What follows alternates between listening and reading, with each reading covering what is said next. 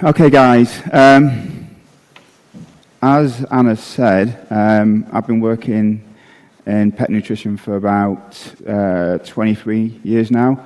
I have a PhD in animal nutrition, which I focus primarily on looking at canines. I never did any cat work. I've been working in a combination of research, the commercial setting, as a consultant, all those kind of aspects throughout my career with dogs. But I also have a working team of sled dogs, of Siberian Huskies. There's very few of us left that use Siberian Huskies now. Most of the teams are Alaskan Huskies, whereas I concentrate on the pure breeds. We're the only team, regardless of whether they're Sibes or Alaskans, we're the only team that has completed long-distance racing with dogs that are purely fed a meat-based diet. All the other teams feed a combination of kibble and meat, but we're the only team I'm aware of out there in the world that has completed long-distance Iditarod qualifying races. So these dogs have run 220, 240, 250 miles purely fed a meat-based diet. And this photo here, I think, is from the Bear Grease, which was about 4 years ago. So these dogs were running in, I think it was about minus 38, minus 37, something like that. So they run an incredible amount of distance in incredibly hard conditions. So I sort of fell into pet nutrition originally because of the dogs. So the dogs were the reason I got into this all those years back. But, to see them doing this kind of distance and to see them doing it on a fed diet, which is basically zero carbs, is really impressive. And not just that, but we've actually gone out and beaten some of these, like I said, faster Alaskan teams. And in the races we've done, they've finished the races with no dogs. I've never had to drop any dogs in the long distance races, where typically in the other teams you'll see them finishing with 4, 5, 6 dogs, and we'll always finish with 10 or 12. I've never had to drop a dog in these races yet. Okay, so I'm just going to quickly fire through these slides and just give you a combination of science and things that I've found over the years with working with dogs that is useful, that helps with their performance. And a lot of it actually ties in with a lot of the common health issues we see with dogs and how it can be used in that context. Okay, so one more thing as well. I've got a lot of information on these slides. I'll just try and touch upon bits and bobs of it, so when you get the videos and the references that are also attached to it, that will help you dig a little bit deeper if you want to. Okay, so nutraceuticals. They can be described as basically helping with health and preventing illness in its very basic form, whereas sports nutraceuticals relates to the fact of helping with not just maximizing performance and recovery, but also reducing the rate of injury. Reducing the rate of injury is really important because obviously if you've got an injured dog, you're not able to train it and it falls behind the rest of the group. So you really want to focus on performance recovery in between bouts of exercise, and also reducing the rate of injury. So when you look at canine athletes, there's a whole heap out there. So you've got your search and rescue, your hunting dogs, your farm dogs, military, police, etc., etc. But I guess the two extremes would be the greyhounds, which have that explosive sprint element to them, and then the sled dogs, which have more of the high-level endurance. So, and every other dog works in between, I guess. You know, you can have your police and your military that will have those moments when they've got to work quickly, and other times where they're just sort of pottering around, following the scent or whatever. I'm just going to quickly touch upon this because it is pertinent to when we're looking at nutrition, or certainly looking at macronutrients. So in a nutshell, what happens is, as a dog is working at a very low intensity, it's primarily using fat as a source of energy. And now when that intensity starts to increase, we get this switching over between using fat as a primary source of energy to glucose. And at about 40-50% of VO2 max, which is the maximum rate of oxygen the dog can use at whatever activity it is, that's when we see this maximum use of fat as a source of fuel. However, as we go up, we get this crossover effect where it moves from using fat to glucose. So when they're using a lot of glucose, that would be the likes of your greyhounds or those explosive events, where right at the bottom, where they're using fat, that's where you see the endurance effect. So I think what else is there? I think that's about it for that slide. Okay, so this is a real quick overview of training and how not just a dog but a human or any animal in that respect benefits.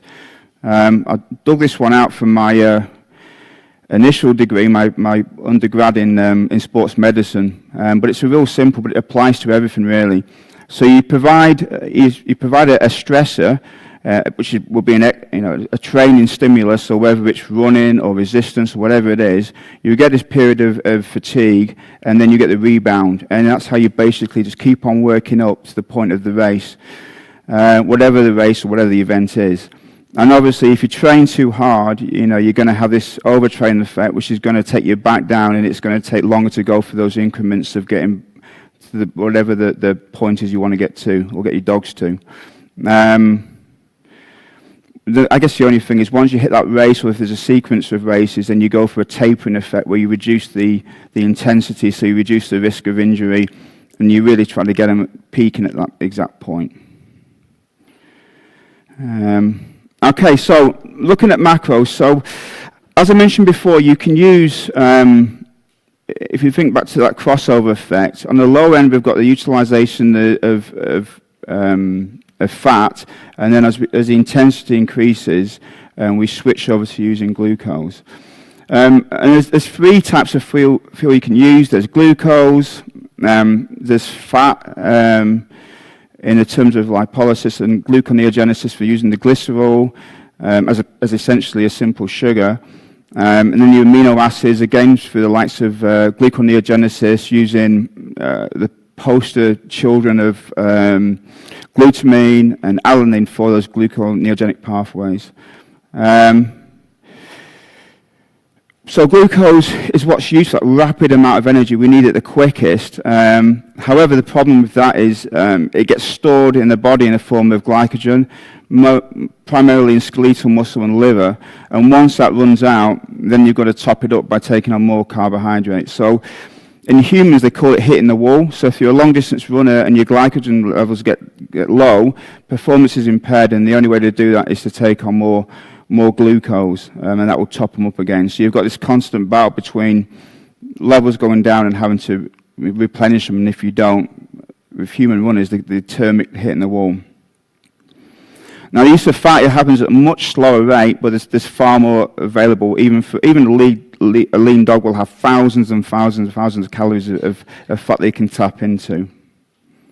And as you can see at the bottom there, from an energy perspective, fat is far more energy dense than both protein and carbs. This just kind of backs up what I was saying. So the use of fat, you can obviously get it from a dietary source, so you can use the likes of adipose tissue to use for fat. It can also help with blood glucose as well, as I mentioned before, in terms of the glycerol.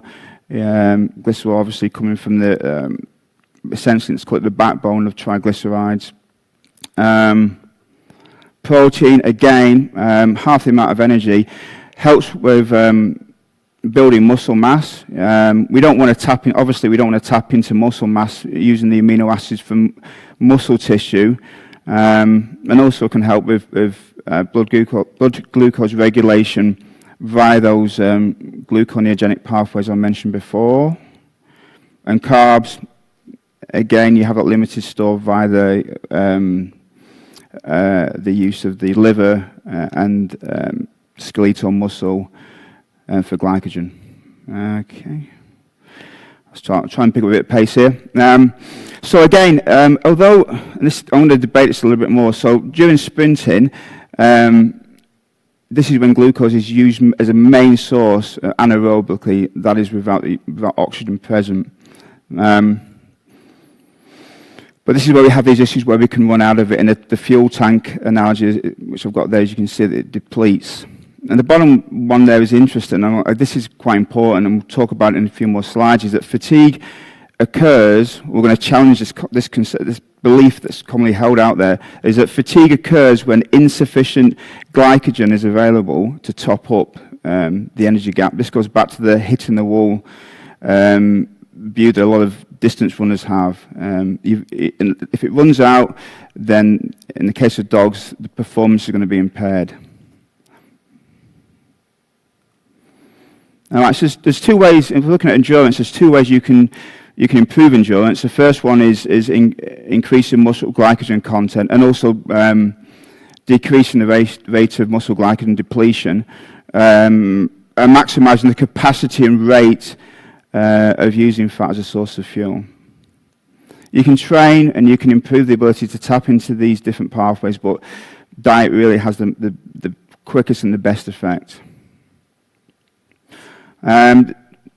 The statement basically, during exercise, muscle cells increase, or the use of muscle cells for energy is something we obviously don't want to do, and we want to preserve that as best as we possibly can.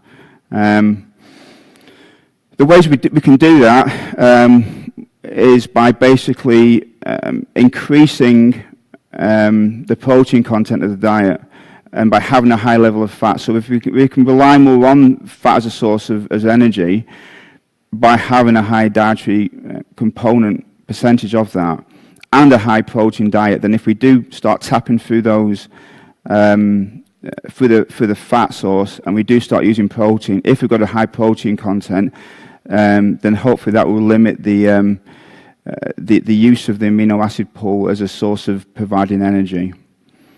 And again, at the bottom there, lower glycogen content.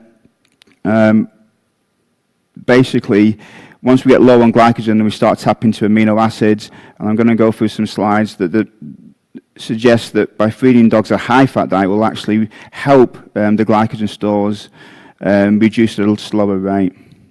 We don't want to start using fat. We don't want to start going through protein catabolism because that's just going to start using the muscle tissue. The use of muscle tissue is going to impair performance and increase the risk of injury.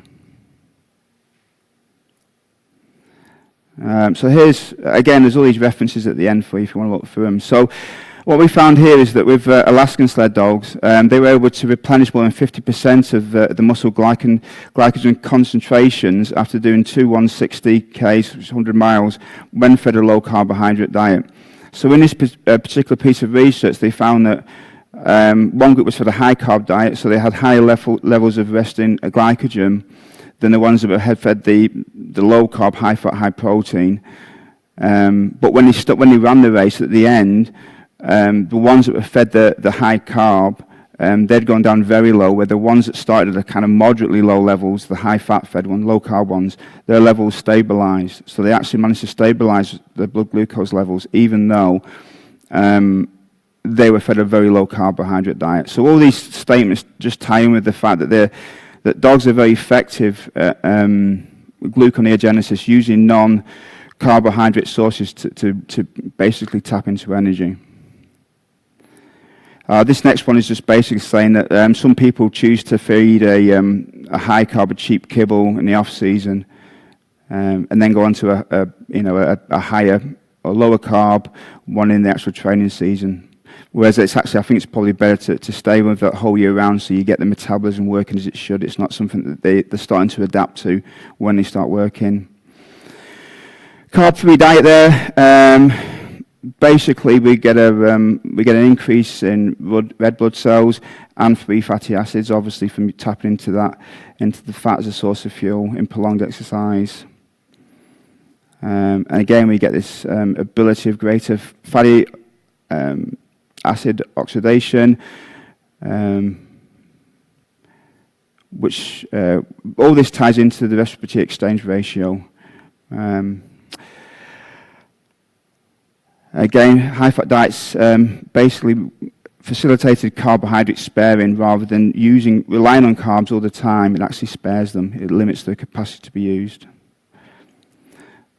Looking at sprint dogs, greyhounds, so this particular study, only really the differences in the macronutrient ratios weren't big. There was one that was high in carbs and low in protein, low in fat, and then the other one was low in carbs, high in protein, and high in fat. So there wasn't a huge amount of difference. However, after 8 weeks of feeding the diets, we found that there was a 0.2 of a second, the dogs that were fed the high-fat, high-protein, low-carb diets, they were 0.2 of a second faster than the dogs that were fed the high-carb diet. So it doesn't sound much, but this is equivalent to a 3-meter lead for a dog over a 500-meter race. So it's quite a bit. And obviously it shows how fast they're going. So why is this? So when I showed you that crossover effect, the important thing to remember is you never reach a point where a dog is just solely using fat as a source of energy or solely using glucose. They're always using a certain ratio. Yeah? There's never just one. So what one of the beliefs is here is because, although they were relying on glucose primarily, that sort of 15-20% which was used from fat, that was more optimal in the dogs that were fed the higher fat diet. Hematocrit, these values increased, which obviously relates to better oxygen delivery. And also we found with lactate, most people who go to the gym should be aware of lactate. This was slightly higher in the dogs that were fed the high carbohydrate than the low carbohydrate, or the lower. It wasn't particularly low, but a lower carbohydrate. So this would suggest there was a higher rate of oxidation, or efflux from the muscle was being decreased. It was seeping through at a slower rate. Okay, so that was a bit about macros. There's lots more I could waffle about, and if you want to ask me about it afterwards, you can. In terms of sled dogs, I stop every hour and a half, and I feed the dogs on the trails with very high protein. I make a mix. I know what's in there. I look at the research. I feed them a certain amount of fluid that relates to their activity levels, and I have a high protein and a fat content that I work out that basically not only provides them with the energy, but reduces the risk of using protein or muscle tissue as a source of energy. So there's ways around it, and there's not a lot actually. I think there's 1 or 2 papers that suggest that you have to feed a high carb diet to working dogs, sled dogs, to prevent this from occurring. But I think it's just a case of manipulation in terms of the macros, and you can prevent that. And like I said, to my own anecdotal experience, I've never had to drop a dog in a long distance race, whereas dogs that are fed a much higher carbohydrate content finish with sort of 40-50% of the teams. So HMB, hydroxymethylbutyrate, it's a chemical which is made when the body breaks down amino acid leucine. So leucine obviously is amino acid, and basically how it works is it reduces the rate of muscle breakdown, and it also helps with increasing the synthesis, the production, if you like, of more muscle tissue. And it seems to work optimally when actually there's stresses that are placed upon the body, so whether they be exercise, disease state, inactivity, whatever it is. So in humans, we've seen aspects such as maintaining mobility, increasing the quality of life, speeding up injury recovery, helps with people who are mobilized. So say they've had surgery and they can't move much, enhances strength recovery, and reduces muscle breakdown. Time. So in dogs, this was one study with racing greyhounds. They were given 1 gram a day for 12 weeks, and we found that with the dogs that had the HMB supplement, it decreased creatinine phosphokinase, which is an indicator, if you like, of muscle breakdown, like some rhabdomyolysis, those kind of factors. And they also had a decrease in race time. They got quicker. These were some dogs, sled dogs, 1 gram a day, given it for 2 weeks prior to the race, and whilst the race was continuing. And again, we saw these reductions in these markers of muscle damage. Lactate, dehydrogenase, and also creatine phosphokinase. So basically, the 2 markers of this muscle breakdown, and these levels went down in the group that were fed the supplement. So, next one. There we go. So this is another study. This time looked at dogs that have muscular dystrophy, obviously the muscle wasting disease. So what they found in this study was there was a 40% increase in exertional capacity compared to the placebo. So they had these different categories for how active the dogs were. The exertional capacity, I think, was just running around, basically. And then we had a 10% increase in non-exertional, which was just moving around a bit. And then a 6% decrease in the rest time. So obviously the dogs were being more active overall. They also found that hydroxypropylene, which is an indicator of cartilage breakdown, was higher in the placebo versus the HMB group. So in essence, regarding HMB, it's a really good benefit for basically helping preserve muscle tissue, whether it be active dogs or even those that are getting older, because obviously we get this catabolic, we get muscle reduction factor as dogs get older, and obviously those that have been inactive from surgery or whatever, injuries. So it has a whole heap of benefits just beyond just working dogs. L-carnitine, okay. Amino acid, it helps with the transportation of long-chain fatty acids into the mitochondrial muscle cells. This is where they're oxidized for energy. So in a nutshell, L-carnitine helps with the utilization of fat as a source of energy. Also helps with altering insulin receptors and improves the function of beta cells in the pancreas. So that would in turn help with the regulation of blood sugar. Okay. It is found in some meat sources, but to get 1 gram, you need 30 grams of muscle protein to do that. Has a whole heap of benefits. I'm going to tap onto a few in a sec. Obviously converts fat into energy, helps with the cardiovascular system. It's an antioxidant and also helps with cognitive function. There's some good studies out there, and muscle integrity. So if we basically can increase the use of fat as a source of energy, then and I mentioned before with the macronutrients section, we can delay the depletion of glycogen, those carbs, if you like, that's stored in the body, the fuel tank of carbs. So if we put this together, I'm looking at, a high-fat, high-protein, low-carb diet with the addition of carnitine, for example, is going to further magnify that shifting over to using fat as energy. Also helps with reducing lactate levels. Again, I suspect this is just down to the concept of not relying on glycogen, glucose as a source of fuel.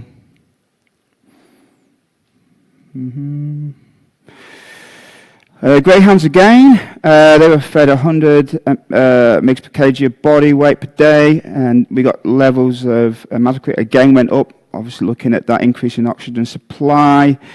Again, those markers of muscle stress damage, they decreased as well. So what we're looking at is this marrying up between the improving performance and also reduced muscle damage and injury. Like I said before, there's nothing, I don't know if anyone's got working dogs, but there's nothing worse when you've put in hundreds of hours. I mean, I'll probably go out 220, 230 times over a working season, which sounds a lot, but then if you're hooking up 23, 24 dogs, and that takes an hour, then you're out for several hours and you come back in and you've got to do the same at the other end, you've got to stretch them off and all that kind of stuff. And then you get dogs that get injured after that and your team starts depleting.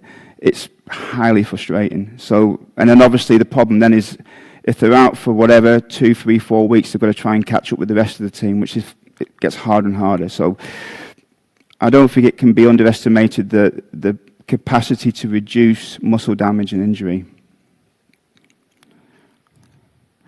Okay, this one was looking at dogs, looking at the lats. So that's basically the muscle group, the big muscle group on the back. I can't remember. Don't quote me on the origin insertion of it, but it's basically the big back muscle. And they put electrodes on the muscle, and they basically gave it a stimulation. They stimulated it, gave it certain, and they altered the frequency. It was looking at isometric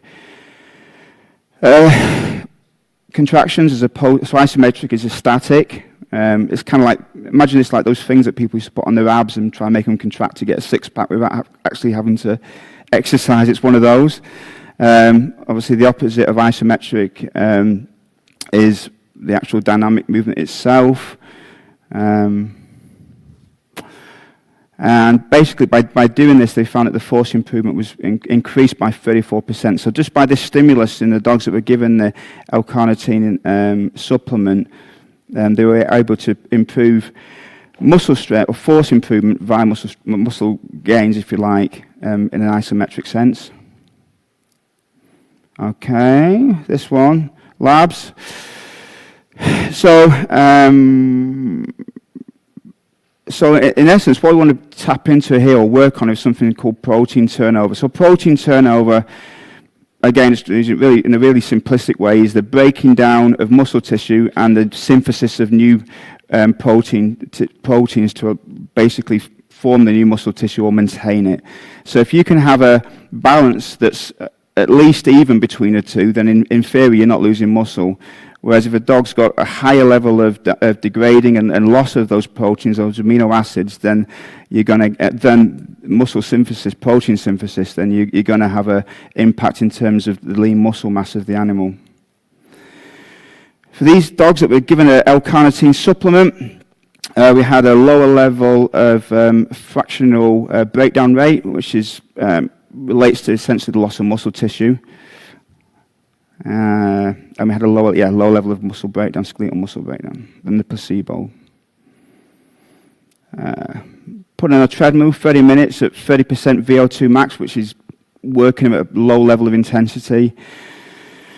Those dogs that were supplemented had a greater energy efficiency than those that weren't, and this relates to the fact they were using fat as a main source of fuel. So the L-carnitine enhanced that use of reliance on fuel as a source of energy rather than glucose. I've done quite a lot of diets over the year where I've used L-carnitine as a supplement for weight loss diets for dogs, and that's just because the research is pretty good out there. So I think it's about 500 mg per kg I put in the diets on the DMB. So again, we can see in these two groups, with the one that was supplemented, we saw not just a loss of weight, but we saw a loss of body fat over the dogs. Obviously, the loss of weight, it could be protein or fat. The loss of lean muscle mass is not good. We want to be targeting the loss of fat tissue. Okay, green tea polyphenols. So how does it work? Get the leaves in the morning, process them, get this extraction, and then you get this concentration where they remove all the impurities and get the water out, whilst also preserving, looking after those active compounds. Obviously, looking at polyphenols, so we're looking at the antioxidant capacity really of green tea extract. And when I refer to green tea extract, I'm referring to the one that has the caffeine removed from that. Main polyphenols we're looking at as flavonoids. There's 4 main types, and the one we really want to focus on is epigallocatechin gallate, which is the one that has a higher level of activity than the others. All right, so antioxidants. So what you're trying to do here is you want to have a high level of antioxidants than you do with free radicals. So you're looking at basically a free radical is a molecule that's unstable, missing an electron, and antioxidants are able to act as a sacrificial lamb by giving these electrons to the free radicals, and then essentially it stops them from being able to work, I guess. Now, we do know in exercise, actually, free radicals themselves in a small amount are not actually a bad thing, but when you get in an intense exercise, then we do get this imbalance. So the imbalance relates to oxidative stress, is where we have a high level of free radicals and a lower level of antioxidants. So if we have that and it's greater, then we get this oxidative stress, which can in turn result in muscle damage and obviously increasing the risk of injury. This is some studies looking at the fact that when dogs are involved in a lot of exercise, high-level exercise, we do get this high level of antioxidants and also a decrease in antioxidants. So you get an increase in oxidative stress. The third one there, the dogs that were given blueberries, which obviously have antioxidants within them, help prevent against oxidative damage. I think that was some research by Ollie Reynolds up in Alaska quite a few years ago now. So yeah, if we can get some antioxidants in there, we have better cell protection because of the reduction of the free radicals. SAR dogs, given green tea extract, polyphenols, and these dogs were also given L-carnitine.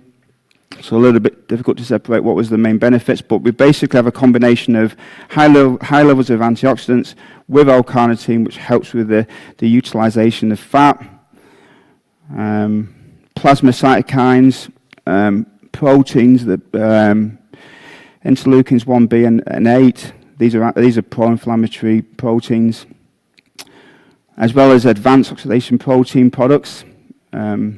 Were lower in the supplemented group than the control group. Antioxidant protein products basically is using amino acid proteins. So yeah, so ultimately using antioxidants from polyphenols, green tea polyphenols, or other sources, we just looked at these ones in this study. It can be beneficial for working dogs. And also, in a wider scheme, if you look at antioxidants, they occur in a lot of, or the increases or imbalances in the oxidative stress occur in a lot of areas outside of working dogs. What am I doing here? MCTs, they were a byproduct of coconut oil back in the 50s. As the name would suggest, they're medium chain rather than long, easier to break down than longer chains such as trigs. Converted into ketones in the liver, and they provide energy for both the brain and muscles.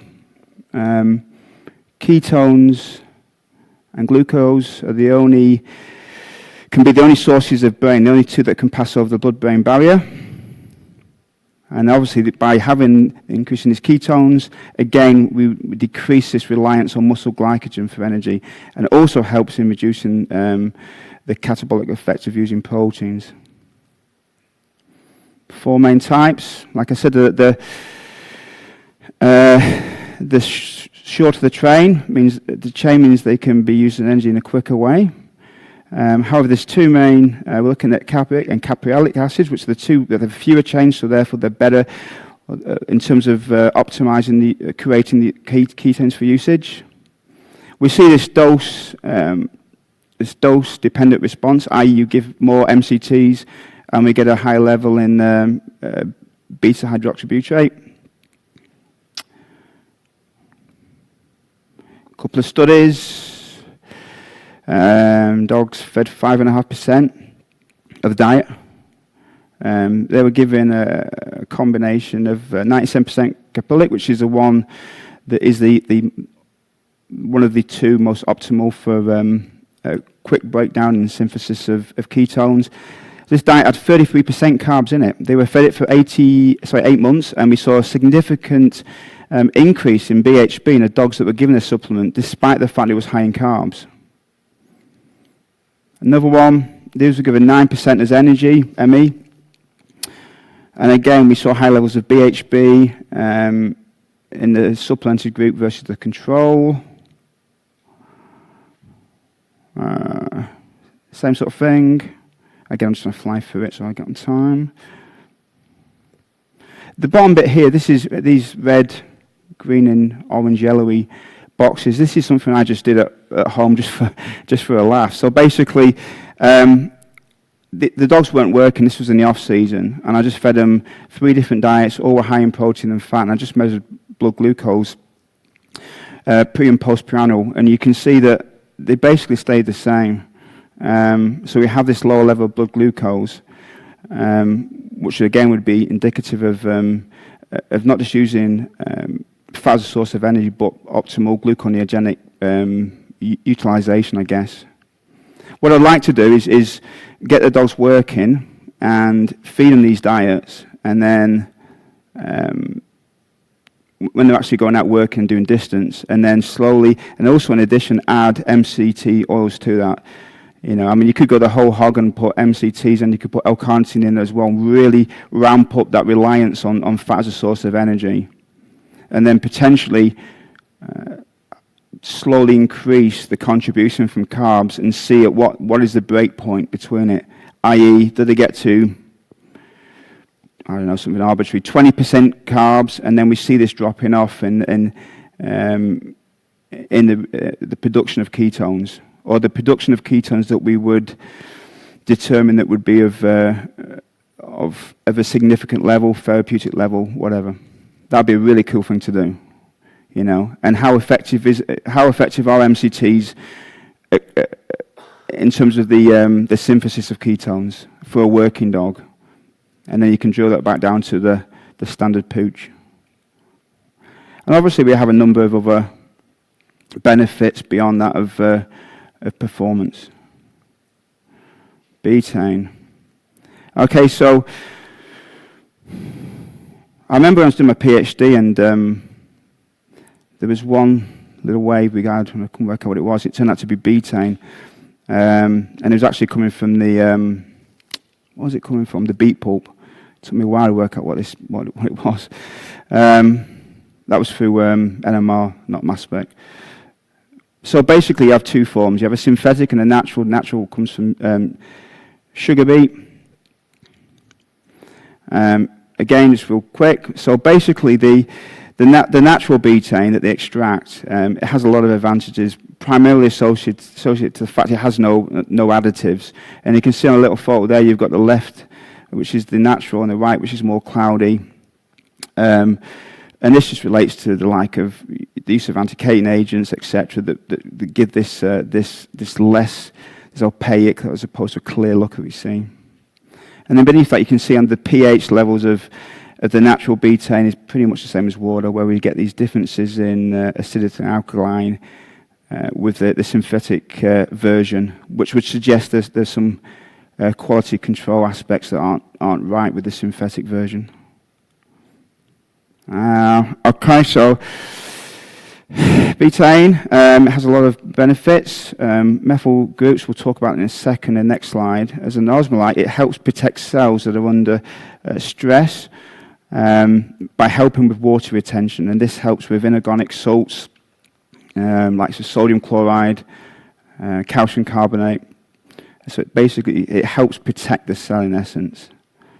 And basically, the tissue concentrations are higher than that in the plasma. So just to elaborate on that, so you've got on the left there, you've got the isotonic solution, which is where you get a balance between the fluid that's within the cell and that's out in the plasma. In the middle there, you've got a hypertonic solution, where you've got less within the cell and more out. And then on the right there, you've got the hypertonic solution, where there's more fluid within. And this is what betaine does. It helps increase that cellular water content, if you like. And by doing so, it actually protects the cell. They were trying to do it this season, but it might be next season. It looks like they're getting funding for it. A university in Canada are actually doing some research with the dogs. And we're looking, actually I'm doing it this season just for myself. Yeah, I'm giving them 2 grams per day, and just to see how this helps with performance. It's particularly important with sled dogs because when you get to winter, so from when it gets freezing about November time onwards, they won't actually drink water or free drinking of water. So the water has to come from, it's got to be inherent to the diet. So if you feed them raw meat, obviously you've got a high water content. Or if you're feeding them a freeze-dried product that's a meat-based product, high protein, high fat, then you've got to add fluid to it. And that's the only way they will just drink water. If they went out for 50 miles and you gave them the most expensive mineral water, they just wouldn't drink it. They just got to get it from if for some reason they won't do it.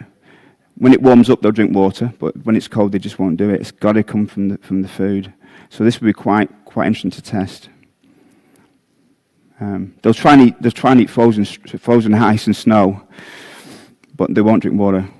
And the problem with having snow is it actually doesn't provide much in terms of fluid. You know, I can't remember the ratio, but fluffy snow, when you actually had a huge amount of it, you don't get much water out of it. Plus, you also have the issue that because of the thermogenic nature of frozen ice, you're going to use energy just to warm it up to body temp. So looking at methyl group donor. So a methyl group donor is just essentially a organic. It's organic and very stable, and it plays a central role in restoring methionine homeostasis through transmethylation. And this helps with a multitude of biochemical pathways. Methyl donors themselves, betaine obviously is one. Other examples would be B12, folic, and choline would be another one. And these help provide methyl groups, which facilitate methylation, which occurs millions of times, and is vital for the likes of neurotransmitter synthesis, hormone balance, etc. I'm flying through it because I'm almost at time. The kidneys, with the supply of dietary choline, they can be synthesized in liver and kidneys. Okay, helps with one carbon metabolism. Just working through this. We get this, one example is it will get a high conversion of AOA, which is obviously an M3, to EPA and DHA. In dogs, typically you don't get a high conversion, but this seems to maximize this. Not sure why, whether it's the likes of increased activity from the likes of delta-5 desaturase or elongases, I'm not sure, but we get a AOA basically ends up resulting in a greater amount of EPA, which is helpful, obviously, when we're looking at the benefits of EPA and DHA. And we've shown some benefits in terms of kidney disease, and there's a good paper out on cats as well. So it seems to reduce this lack of water we see in renal cell lines of dogs, but also there's some good research for cats. Almost there. So with methyl donors, methylation, we get this hormone balance. It helps with the likes of immune system modulation, and this leads through to the one carbon pathway, which helps in turn with the likes of epigenetic regulation, helping with things such as amino acid homeostasis, and the use of these one carbon units in the production of nucleotides for RNA, DNA. And this in turn, well, the whole thing collectively helps, and there is some good research out there for actually improving longevity, the lifespan of animals. So that's kind of cool, obviously. I'm almost there, two more. This is one that looks at the beta, and it has these ergogenic, basically performance enhancing benefits by reducing fatigue, helps reduce blood lactate, blah, blah, blah, blah. Protects skeletal muscle myosin ATP phase, which helps prevent the structural changes of the myosin.